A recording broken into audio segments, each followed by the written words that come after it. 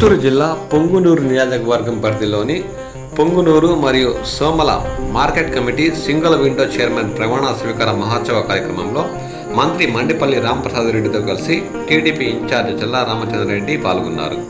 ఈ సందర్భంగా ఆయన పొంగునూరు మరియు సోమల మండలంలో మార్కెట్ కమిటీ మరియు సింగిల్ విండో మెంబర్ల ప్రమాణ స్వీకారాన్ని నిర్వహించారు. పొంగునూరు మండలం మార్కెట్ కమిటీ చైర్మన్గా సమీపతి యాదవ్ని, సోమల సింగిల్ విండో చైర్మన్గా రమణను వీరు ప్రమాణ స్వీకారం చేయించారు.